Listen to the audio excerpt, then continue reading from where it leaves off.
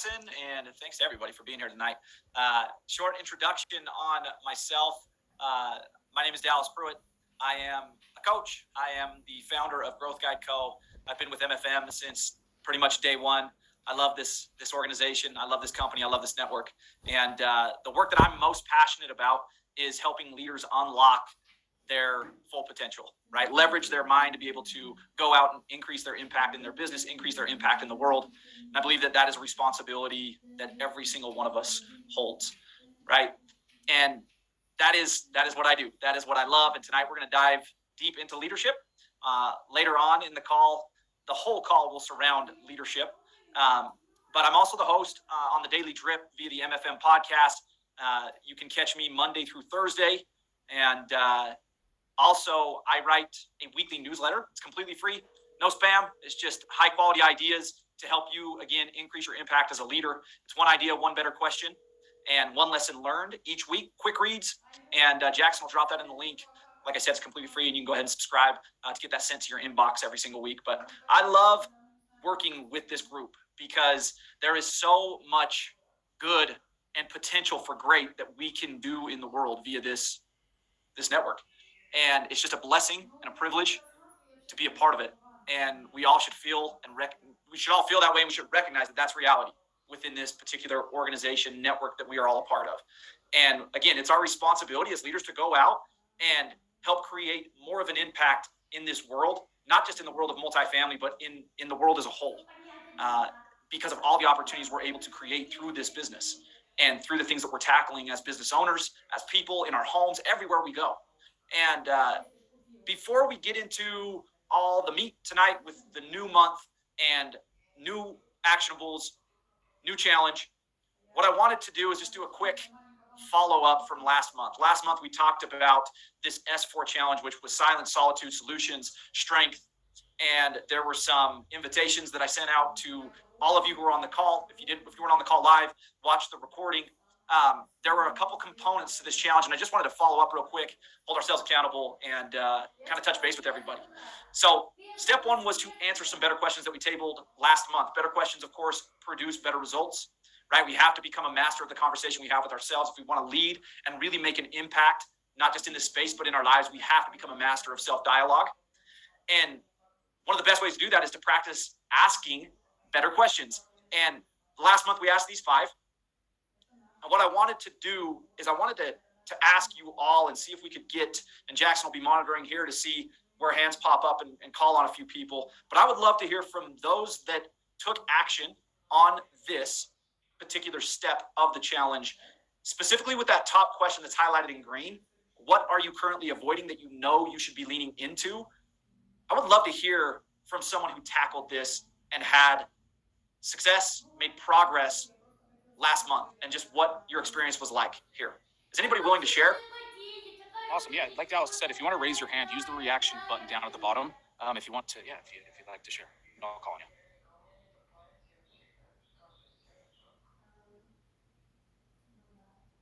you. Got a lively bunch. I hope that the pause is not because we didn't take action on these things, right? Again, leaders are people who act. Leaders are people who take action on things and not get stuck in contemplation, not get stuck in overthinking, right? It's a process that we are all susceptible to, meaning the overthinking process. But again, we're all about breeding better leadership into our lives. And so the reason we ask these questions, the reason we do these things is so that you can take it and put it to work and reap the benefits thereof. So again, these 5 questions, just to kind of reiterate from last month, and I do see some hands now. I appreciate it. We'll go here in just one second. If you're new this month, or if you weren't able to be a part of Mindset Monthly last month, these were the 5 questions from last month. And I invite you and encourage you to be bold and go tackle these things this month. But go ahead, Jackson. I don't see names. I do see a face though. There's a couple hands raised. It just says iPhone. I apologize. I recognize Marichelle. And then there is also another gentleman with the glasses. Sorry, I don't see names on there. No, he raised his hand first. That's why I was calling on him, and then we'll get to Marichelle. So sorry, sir, I can't see your name, but if you want to unmute your mic, it's all good. Go ahead. My name is Jesse DeBenedictus. I'm up in Boston, and I'm all about this leadership role. I run a company right now that has 30 people in it, and it's like you're constantly preparing, and the more you procrastinate, all this stuff just keeps on piling up, and just beats you up. And and then seeking advice. Man, if you don't get the facts and try to understand the value that you need to bring as a leader, like you're gonna just constantly tripping over your own toes, So it's like you're always got to be checking in, double checking, triple checking sometimes, right? And it's creating more certainty for yourself and to others. So I believe that that's a big one for creating certainty for everyone around you, is like just getting the facts and making sure you're talking to the right people, and focusing on helping yourself and help others more. I mean, I think that's the secret for all that's giving. It's just like you as a leader. I just know for myself, I'm constantly focused on that. That probably bothers me the most. I'm not able to help out more people, and that's why I joined this group, because I knew this group would have the same drive for success. And so I'm really looking forward to my experience here. I am newer to the group, and been slacking on jumping on the call. So thank you for choosing me. And then focusing on your whys, man, it's so important. Sorry about my dog. So critical to focus on your why, and don't get bogged down in the worry or the how. Like you said, it beats you up in the end. How is just action. Change it.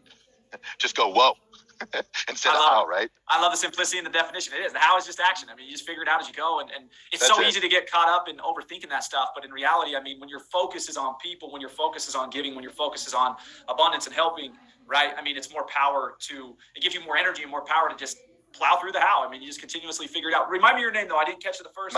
Jesse. Jesse, from, yeah, no problem. I you enjoy for this stuff, contributing. and absolutely. And I think Robin says it well,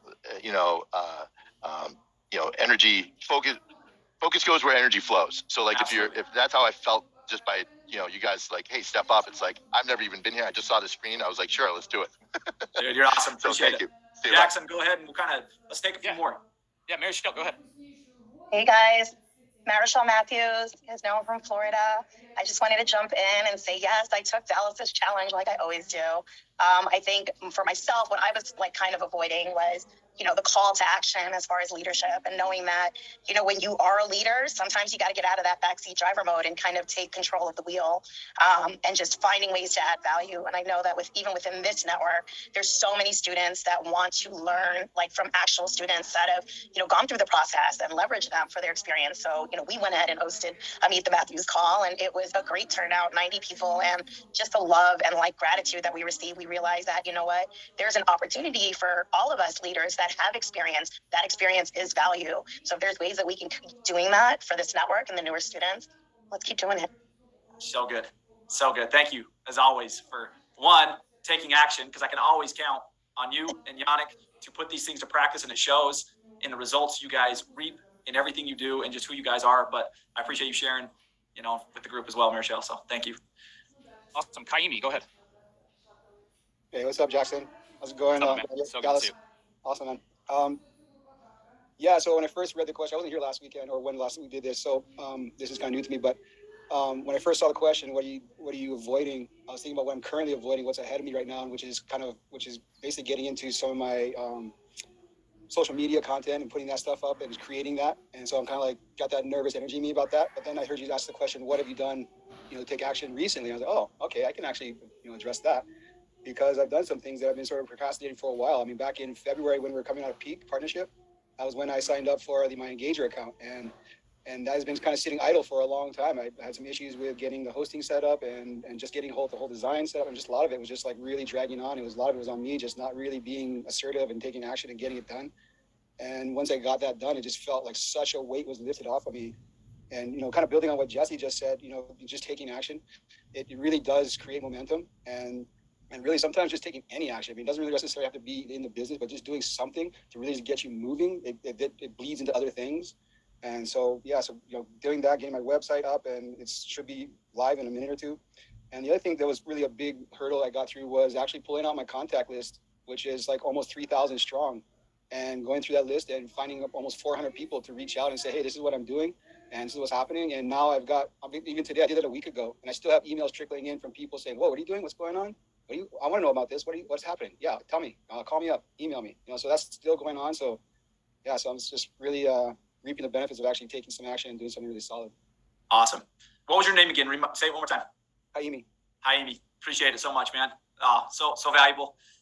Those lessons. I mean, it's like this reiteration all the time. We're trying to tackle new stages, right? Like I talked earlier about, like I'm so passionate about helping people unlock their full potential. And there's these stages, there's these levels that we all hit, and we're striving to grow. And when we do this, right, like when we aim for something and we go for it, it's inevitable for 100% of the population. What's going to happen is you're going to experience fear. You're going to experience fear of some sort. And then you get bogged down. You focus on that fear, right? Where energy go, or where focus goes, energy flows. And so if you're focused on fear, like it just bogs us down. And we just have to really redefine some of these things, right? And again, the how is just action. Like it doesn't have to be as scary as we make it. I'm not trying to rob the fact that it is scary, but we don't have to give in to fear. We can still be scared and do it. We can still be scared and take action. And what's crazy is as we do that, it starts to dissipate. That fear starts to go away because you realize that big crazy thing wasn't as scary as you had mustered it up in your brain, right? It wasn't as big of a dragon as you thought it was. And then you do that long enough, right? That's how you grow something really great. But you have to do it consistently for a very, very, very, very, very long time. And it's just little by little. Let's go with just a couple more real quick. Yeah, Cindy, go ahead. Hello. So Cindy. I have this sticky note that's been on my computer. Avoidance of discomfort only prolongs the discomfort. So that was 2 months ago. And I've been working on my discomfort. And it's one of those things when you ask the question today, it's like when you buy a red, I don't know, Honda Pilot. All of a sudden you see red Honda Pilots everywhere. Same thing. Like I know what I need to do. I've been leaning into it. And everywhere I look, I am finding resources and information. So I think when we're really clear on what it is that we're looking for or what we're striving to be better at, it will appear. When you're ready, the teacher appears. And so that's what I've been experiencing. I love how you stack every month. Yeah, I love it. I love how you just articulated all that and put it all together. And you said avoidance of discomfort only prolongs discomfort. You like perfectly segued the next slide, but that's the reason we ask these questions, like just to kind of drive home what we were wrapping up. And I know there's one more, and I would love to hear from this one. Again, I'm like looking at my screen differently than Jackson. Before I go through this, let's hear one more. Yeah, Tony, go ahead. Sorry, I had to unmute. Yeah, I just want to add value and say that I've been experimenting that word procrastinating, and I don't associate with getting a little lazy or that kind of stuff. I think it's more like when you get a little over stress, and your brain kind of activates that action of procrastinating, so your brain automatically do it. But I've been finding that if you make a commitment to that certain part of you being procrastinating, kind of you fight back that issue with procrastinating. I just want to add that part. That's so good. It works That's for me. Yeah. You know what? We were actually just talking about that, right? The word commitment. Like there's a difference between the word commitment and expectation, right? Like expectations are tricky and they usually disappoint us. But when we're committed to something, then we dive and lean fully into whatever that thing is. And it's a good question to ask ourselves. It's a good thought. Am I just kind of planning, prepping, right? Am I acquiring knowledge right now? Or like, am I committed to taking action on these things that I'm learning? It's really like where the whole live life mindset was birthed out of when I first started doing this work with leaders is it's so easy to get stuck in that. It is so easy to get stuck in the part of the process, which is acquisition of knowledge. And then you plan. And really what you're doing is you're just avoiding discomfort. You're scared for some reason. And it's hard to like identify sometimes what it is you're scared of, but when you're committed, it's different, right? Like when you're committed, that means you're going to dive into that fear and you're going to figure it out. And that was a great. Yeah, inclusive when you're sitting down, you put all together. Okay, today is the day I'm going to do it, and you sit down again. Your brain just for some reason automatically you are like, okay, geez, I think my car needs a little more oil before I use it this evening. I mean, you just go back to procrastinate, and it's automatically your brain doing it. It's not you intentionally doing it. But yeah, that's a good point. Thank you. So good. Thank you for adding that. I just wanted to address this real quick. The reason we asked those questions, that each one last month was tied into a specific principle. Cindy talked about the avoidance of discomfort only prolongs discomfort. These are just good reminders, right? Like this is literally how I speak to myself. If I was to like give you a methodology that I've used throughout my life as I've grown as a person, this is like a peek behind the curtain, if you will, of my mind.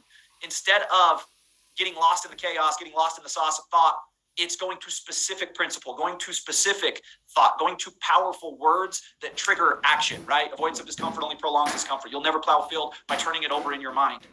Be selective about who you listen to. Seek advice from those who have been down the road you're headed. Like this is the dialogue. This is the conversation I'm having with myself. And again, clarity. I think, Cindy, you touched on that a little bit. When you're clear about your aim, that's where these things are extremely potent.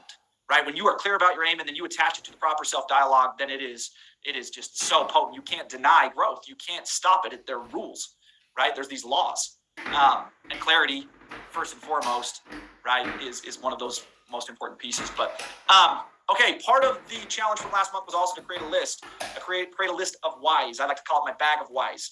And I've always taught and coached other individuals through their growth as leaders in their industries, whatever it was they were accomplishing, the great work they were trying to produce, that, if your list of whys, if it's just a why, it's just too shallow. To do great work requires great things. It requires great reasons, right? A deep meaning. And so, and I think I even shared last month about how this even got me through my first marathon, 26.2 miles, running parts of that marathon for others. It wasn't enough. I couldn't find enough motivation in myself to just go run a random marathon. Like I'm not that guy. I don't run just to run for enjoyment. Like it's just not me. I haven't gotten that great at running yet. But man, I found reasons to do it. And there were a lot of people's names that popped up into my mind, and a lot of people who were struggling, and a lot of other reasons why I wanted to go accomplish that great work. There was a part of it that was, I wanted to prove to myself that I could do it, right? I had challenged myself. But then once I did that, it was like, yeah, but why else? Like, why else would you want to go run a marathon? Why would it even matter? And so the invite was for you to do the same, right? Attach it to your work. Who do you love and care for? Who do you know that's suffering? Who inspires and motivates you to be better? Right? What about them inspires you? Get really specific. And the principle there is, again, when you know why you do what you do, you'll have more power to do it. And this is a process. This is a methodology that you should be attaching to the growth of your business. Your business represents, the success in your business represents something so much more than a dollar sign. It represents impact. Great leaders work within the confines of impact. That's what they do. They're focused on making an impact on people's lives. People matter. The greatest leaders that I've ever studied, and I've been fascinated with great leaders for a very long time because of the impact they had on me. That's where the fascination came from. I was like, man, why do these people do what they do? Like, why do they think? Why do they act this way? Why do they lean into this? Why do they do this when they could be doing this? And everything I found at the root of that was they just love people very much. They see things in people that those people don't see. And if you want to go grow the best business that you possibly can, it's got to be rooted in reasons like that, making an impact. Generational wealth, sure, for you and the people that you don't even know yet that'll be coming down your family tree, that's great. But even in the present moment, now in communities that are starving for help, for people who are starving for employment, there's so many reasons to help people. There's so many reasons why we choose to tackle building a great business, building a great team. And that was the whole point with this part of the challenge. There was also this other part of the challenge that was to just commit, key word from earlier, to SMART goals in all areas of your life: health, business, financial, relationships, community, contribution. How you do one thing is how you do everything. That was also mentioned today. And so just commitment to getting more specific and measurable and realistic about the things you're going to do, and holding your word and being very strategic with the language you use about what you say it is you're going to do. You can create a lot of momentum in your life by doing that. And you can create a lot of problems by just loosely throwing shit out all the time, saying you're going to do something and then not doing it. And then you wonder why you can't figure it out. Well, it's because your word is just loose. You're just throwing it out and then you don't follow through. And what does that do for confidence? What does that do for momentum? Man, it derails it because you beat yourself up and so many other things that happen because of that. And so just getting really strategic with your language. We're going to dive deep into leadership and language again later on tonight, but that was the whole point of this part, was get better at this, right? Like, don't just say things like, I'm going to complete an endurance race. This was the example we gave as a bad example, random example. You could use any example. If that's something you truly want to do, then again, you've got to be smart about this, right? State when, with who, how far, by what date are you going to accomplish those things? What that's going to do for you is it's going to force you to be extremely real with yourself and honest, which is something that's really scary for a lot of people. But again, another characteristic of great leaders. They're very honest with themselves. They're not kidding themselves. And it's not that we do that necessarily on purpose. It's just habit. But you can create new habits. And there's no shame.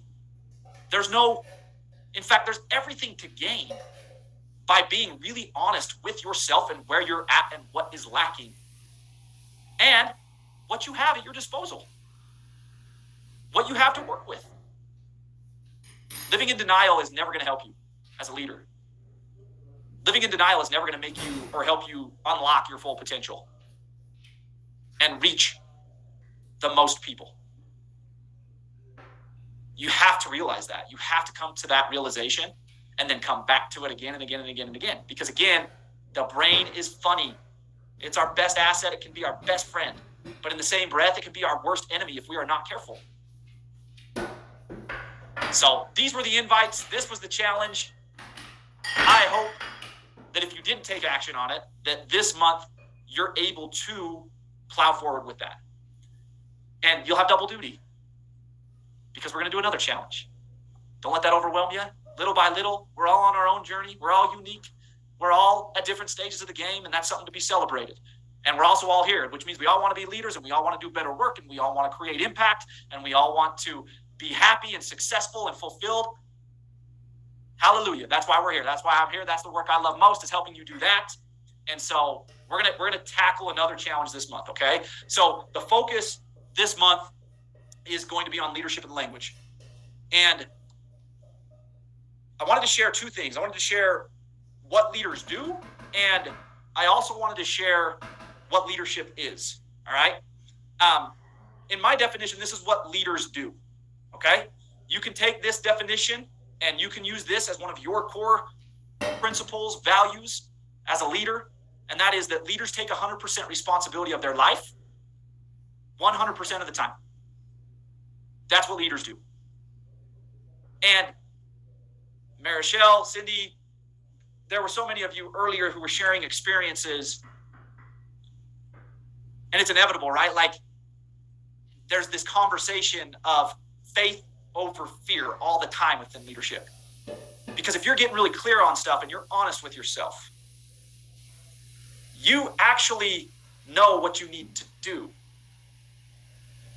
But so many people don't do what they know they need to do. And that is because they get stuck in contemplation, they get stuck in overthinking, which ultimately is a result of fear, right? I like to think very simplistically about this, and I don't like to take away from the complexity of like growing and becoming your best, but in the same breath, it's really not rocket science. It's okay, I know what I want. I know the path I need to take. I'm going to lean into this and do it. But then it's like, but what will people think if I do this? How will it be interpreted? What does that mean for X? What does that mean for Y? And then all this stuff pops up. And again, that's just fear talking to you. That's just fear popping up in different ways, shapes, and forms. And simply put, you have a choice at that. You always have the choice. Feed faith or feed fear. Feed faith or feed fear. And again, it's a habit. It's a habit. Leadership is habitual. These types of actions are habitual, right? The more you practice them, the better. It's like any other muscle. The better you become at those things. But here's the thing. Here's the rule. Fear will always pop up. In fact, it's going to show up again and again and again as you up the ante. But you can still feel scared and do it anyways, because that's what leaders do. And if you want to be a leader and you want to make an impact, that's what you're going to have to do, right? And whether or not it goes perfect on that next step, it's nobody's fault but your own, right? Yeah, there might be some unlucky things that happen as you tackle that next step or whatever. But again, leaders don't sit and complain, and they don't get stuck in that type of thought process. They don't sit and make excuses. What they do is they own it. They own that situation, that step, the entirety of their life as a whole. And one of the things that amplifies their ability to be able to do that is they gain full clarity on what it is they want before they tackle those things. Full clarity, full clarity. I know where I'm headed. I know what I'm doing. I know the impact I want to make. I know how it is I want to do it. Here's the next step. Choice.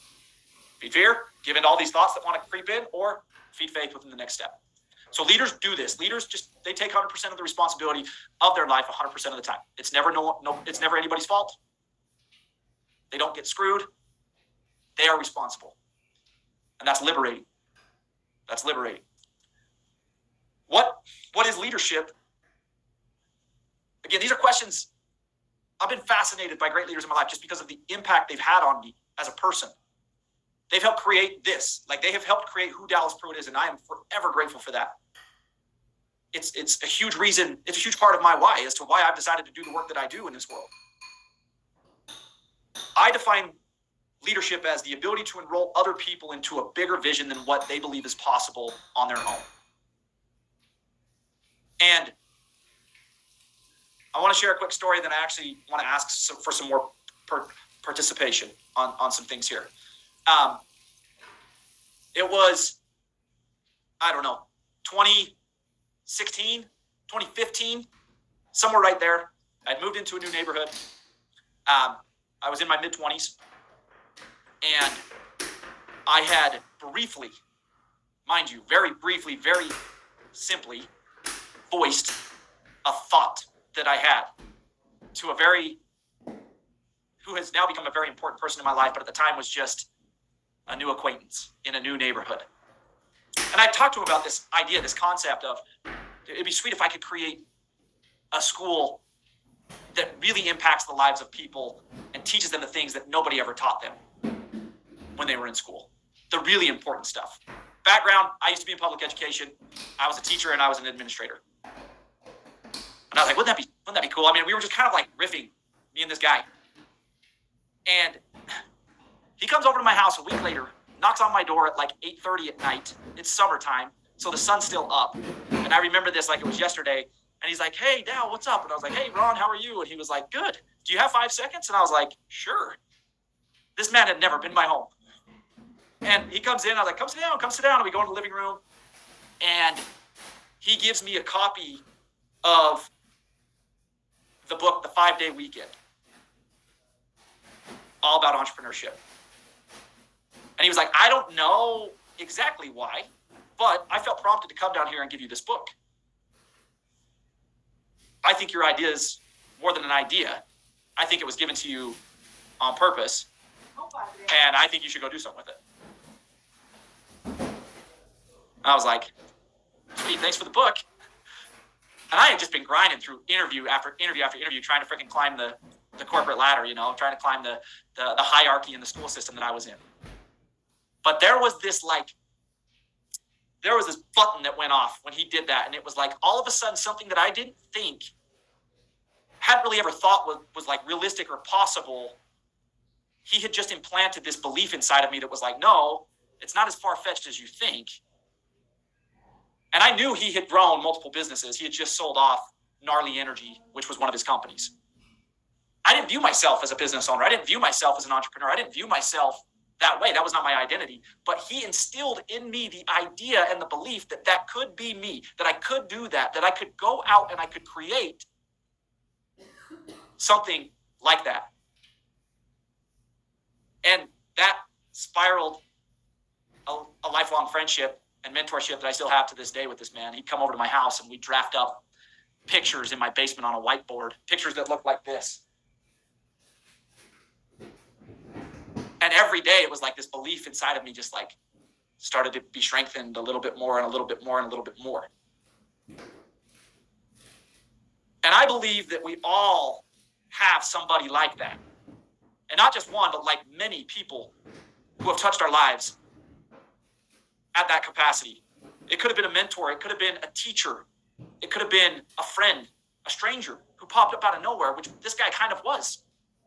And what I wanted to do tonight, before we go further into tonight's content, challenge, actionables that I have planned, is I just wanted to table that for a second and ask all of you and see if there's a couple of you that are willing to share, briefly, someone like that in your life, an experience that you had where somebody instilled a belief inside of you that prior to that conversation, prior to that experience, you didn't really think that was possible. Anybody willing to just be vulnerable for a few seconds and share an experience that you've had like that with a leader in your life? Looks like we have a couple. Yeah, Lando was the first one with his hand up. Go ahead. Hey, Dallas, and I'm not sure your name. Jackson, nice to meet you. Jackson. Yeah, it's my first week, so my first call. Actually, I thought of a story where I was selling Cutco. This was back when I was in college, and I'd worked there for a few months, like 2 or 3 months, and I sold about $10,000. Real slow because I wasn't going home, to sell. I was really just staying in my college town. And our district manager, set me aside and he was like, hey, I want you to do $20,000 during this 2-week push. And I was like, there's no freaking way. I sold $10,000 in 3 months, and he was like, no, like if anybody can do it, you can do it, So I ended up asking for order forms from my manager, and he kind of laughed. He was like, hey, I'll give you 20 order forms, go sell. And I was like, I want to do 60 orders, like that was my goal, and or at least 60 demonstrations, So I actually stole 20 more order forms, and then went and went on set on this mission, just a boy in a backpack. I had a dream to follow up on this guy's goal for myself to sell $20,000. By the end of the 2 weeks, I had done 60 demonstrations. I sold 57 of the 60. Actually, I sold 59 of the 60. 2 of them canceled, excuse me. And I sold $21,500 worth of knives during that 2-week window. And I actually had to use some of the order forms and like repeat the order forms so I can get like randomly generated numbers so we could even transact them online. So it's kind of a neat story. Oh, Dallas, you're muted, brother. But what I was saying, I apologize. That was very touching what I was saying. I will repeat it right now. But what I was saying is all from just some guy being willing to have a simple conversation with you and instill belief in you, right? Like it's not this big grandiose, like prolonged mentorship that lasts 20 years. It's literally a moment. It's just a moment of somebody showing up and being like, hey, I see you. I see your potential. And dude, like your idea's not crazy, or you're not giving yourself enough credit. I think you can go do this. You should go do this. Thank you so much for sharing. Let's do a few more. Arvin, go ahead. Dallas, Joshua, thanks for the opportunity. I love your content, Dallas. I mean, I took a lot of here, a lot of leadership content. Example of people toward belief. I think it's not sometime back in the past. It's just fairly recent. And for me, it's a person that we usually tend to take for granted. And I would say that would be my parents, my dad to be exact.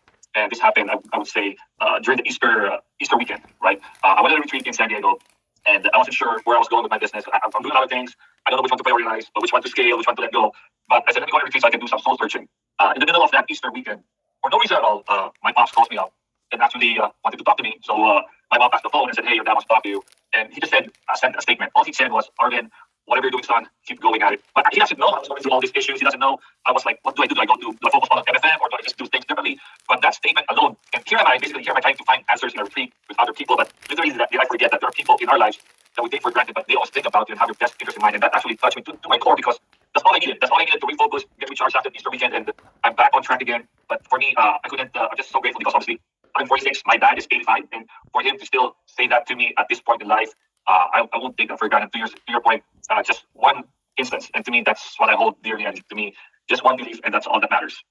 Man, and thank you so much for sharing. And it's just like, it's very touching and very just eye-opening when we approach this situation in this type of setting with all of us, to know that like doubt is something we all experience. Like we all experience it, from every single person who's on this call. There's probably at least multiple moments over the course of last week, because again, that's just the life of entrepreneurship. That's the life of business ownership. That's the life of striving to do great work, is you up the ante, you want to do more, you want to do better.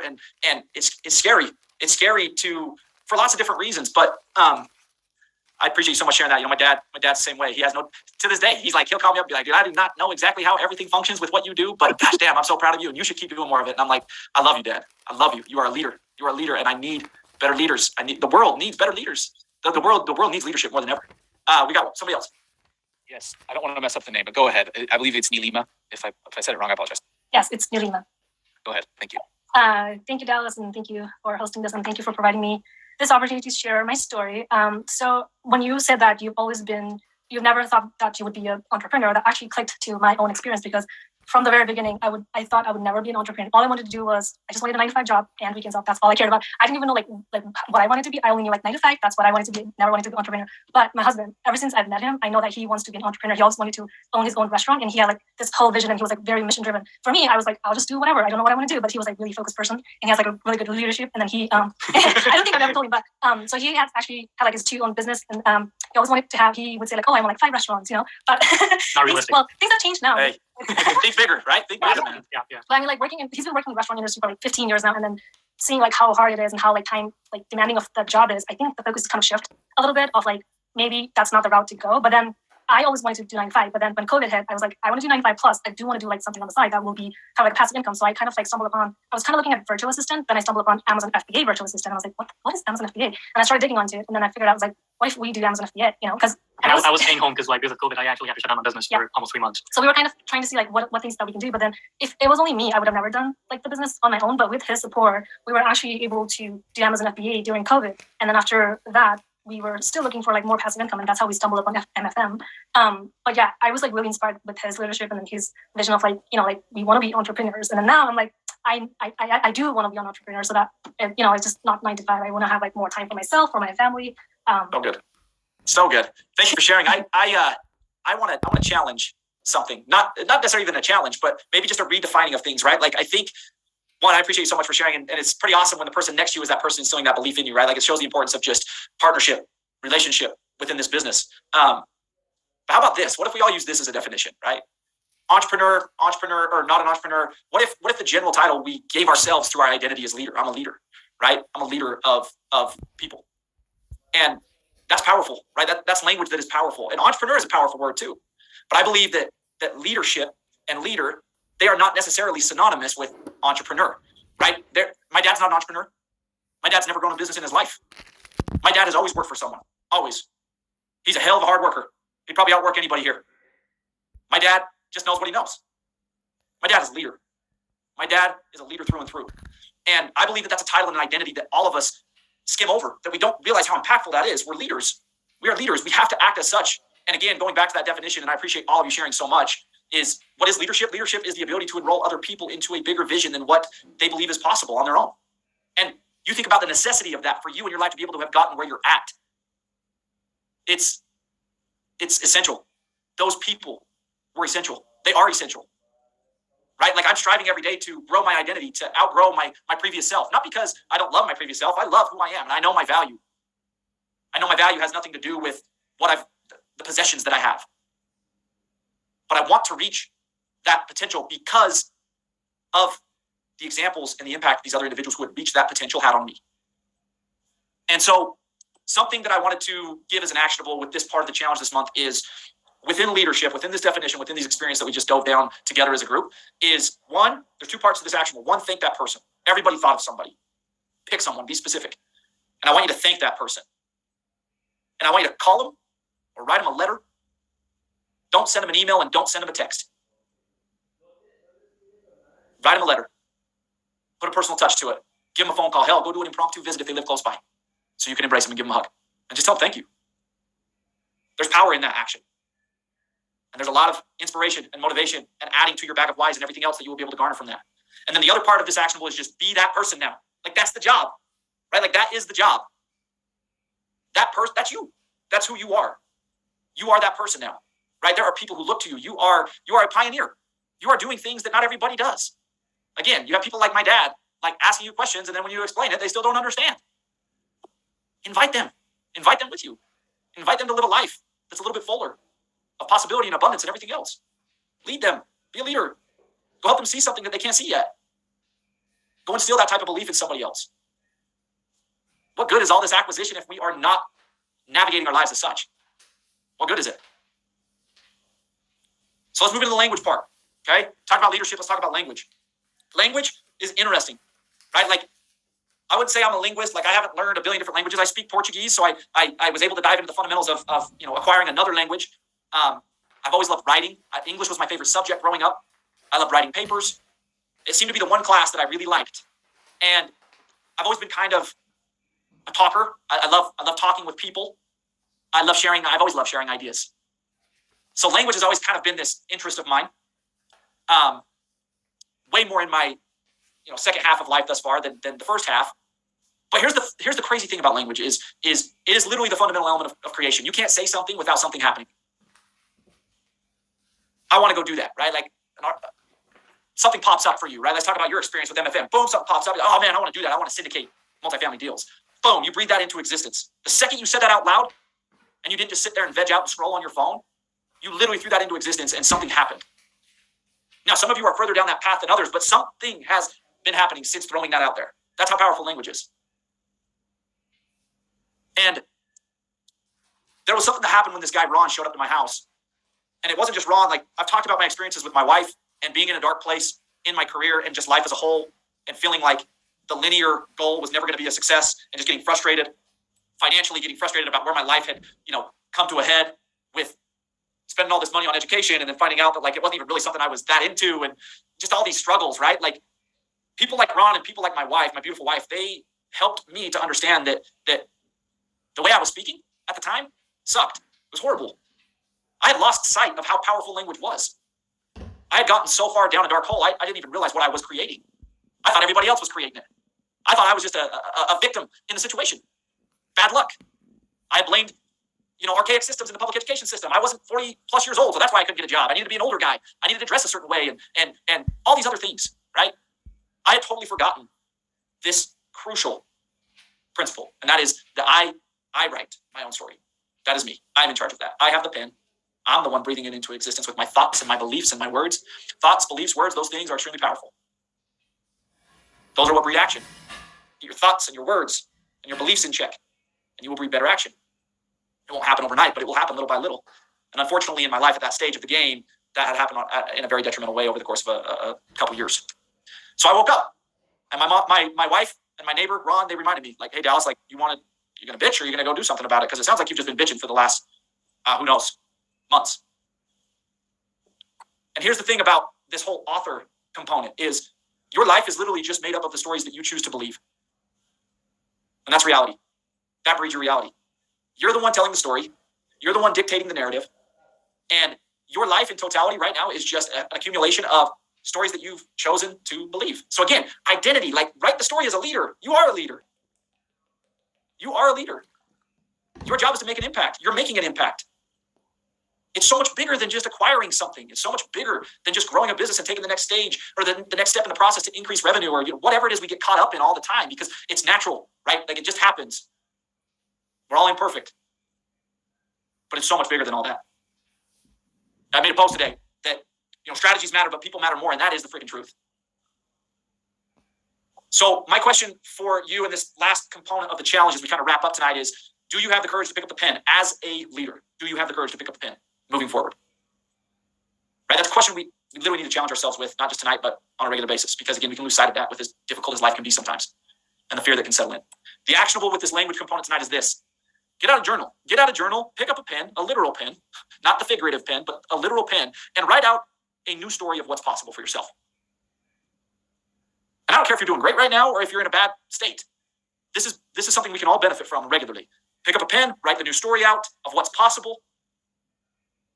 And then this is how it happens in sequence. You actually have to write that out, gain clarity, coming full circle from the beginning. You write that stuff out, you gain clarity on it, right? And then you go live into it. You go be the character in that story. That's literally what you do. And this is time and time again proven to be one of the most impactful things that I have done in my life at every stage of bootstrapping my business, which I'm still bootstrapping this thing, right? We all are. We're still building. We're still growing. We're still figuring it out. It never ends. We're doing that forever. And so I pick up the pen. I get to the journal. I write it out. I think abundantly. I think big. Then I think a little bit bigger. I go surround myself with great leaders who know what leadership is, and I listen. And I literally pray for those miracles. I pray for people to show up. God shows up in miracles all the time in my life. Most of the time he shows up as a person. Most of the time they show up as a person. And then I remember, that's my job too. That's my job. This is not like, thank you, I'll get back to work. It's like, thank you. Oh yeah, reminder, that's my job too. And again, it might be imperfect how I break it down sometimes, but we're getting better and better and better every month here within MFM of giving you the methodologies of how to grow and increase your impact as an individual. How to go out and unlock that next level of potential for yourself. And really it just all boils down to leadership and that being a core part of your identity. That has to become a core part of your identity. Go ahead, Jackson. Yeah. Are you okay if I share that piece? I would love for you to share that. Yes, I would love for you to share that. I'm going to share my screen here. So if you don't mind, stop sharing your screen. That'd be awesome. A couple of months, I don't know if some of you may follow me on Instagram, some of you may not. A couple of weeks ago, I posted some text from a post from Arete Syndicate, Andy Frisella. He posted a really good post about leadership and I loved it. But one of the things that I like to do when I'm reading about leadership is that I like to try to frame it in a way that's applicable to me and only me. I think oftentimes we get leadership, sometimes convoluted with dictatorship, or we got to tell people what to do, or people need to listen to us. As Dallas has kind of broke down perfectly today, leadership is so much more than that. But I wanted to share with y'all this write-up that he posted and kind of how I morphed it a little bit to make it even a little bit more personal for myself and maybe for those that might not necessarily lead others, but rather just lead themselves. Like I know a lot of us are solo entrepreneurs, right? We don't have a massive team and really we're just working on ourselves a lot of the time. This is what Andy Frisella posted, and with my edits, you'll be able to see very clearly what the edits are that I made here.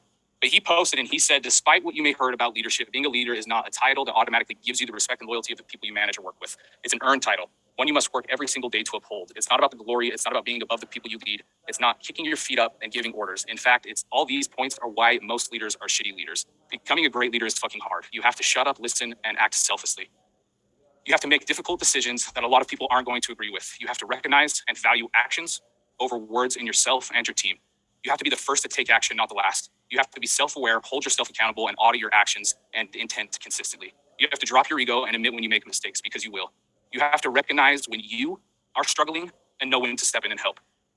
You have to seek discomfort and train yourself to do that always. You have to do all of it without compromise. Otherwise, you risk losing the respect of yourself for good. Being a great leader is no different than being the tip of the spear. It's the dirtiest, bloodiest, and most damaged. But it's also the most important, and it's what the world needs leaders. The question is, will you be one of them for yourself? I think that just perfectly frames leadership as a characteristic more than a title, is that each and every single one of us can embody being a leader, of the true meaning of a leader for ourselves, and lead ourselves down these paths that Dallas has taught, that Dallas just broke down, the paths that are called for us to go down and called for us to do. If you really look at leadership as a quality rather than a title, it can really, really like change your outlook on how you can truly take ownership of your own life. So Dallas, thank you for letting me share that. It was very impactful for me. So I appreciate you giving me some time to share that. Oh, you're muted.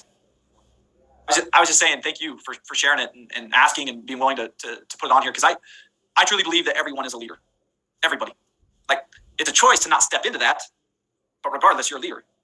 And I wanted to end with this, like in conjunction with what Jackson shared, and just kind of wrap everything up. I know we're past the hour, but this is an adapted version of something that literally served as a catalyst for my personal growth as a person, as a dad, as a very, very young and green business owner, transitioning out of my quote unquote lifelong career that I thought I was going to have and everything else. Book was Man's Search for Meaning, and I'll recommend that book till I'm blue in the face. I literally think it should be a prerequisite for every single person before they come into adulthood.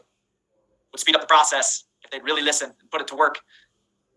But I read this book, and again, this is an adapted version of what Viktor Frankl said, but basically said that life is constantly asking us as people, literally daily and hourly, sometimes to the minute, depending on the situation. Are you going to be a leader? Are you going to speak powerfully? Are you going to act? Are you going to do? Life is asking us all the time.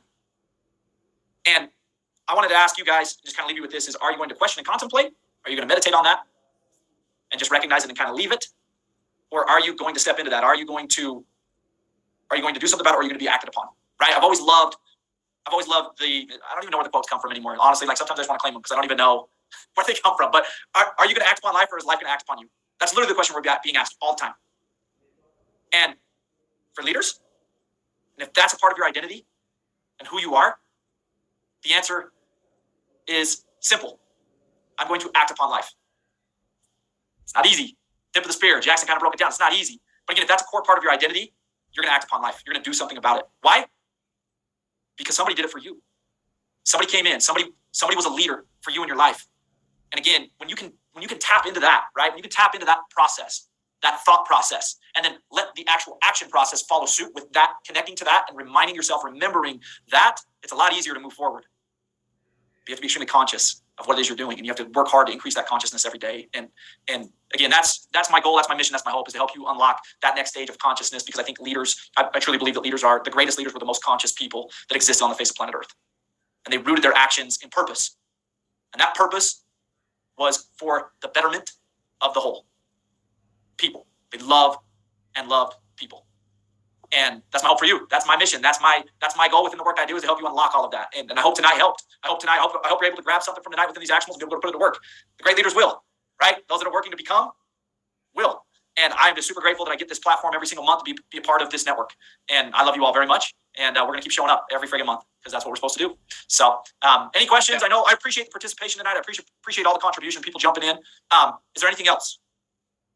I don't think so. Dallas, thank you so much, my man. I appreciate you and everything that you do for this network, these principles that you provide, and come so prepared, ready to teach every week. So grateful for you, man. Learn from you every single time. So thank you. I know I speak probably for everybody on this call, how grateful we are for you and for this call. So everybody have a great rest of your night. If there's anything that we can do for you, please feel free to reach out to us, support at themultifamilymindset.com. And then watch for any notifications or any upcoming coaching calls from us. You guys will get that information to register for those. We appreciate y'all. Have a great rest of your night. And thanks, everybody. Appreciate you all.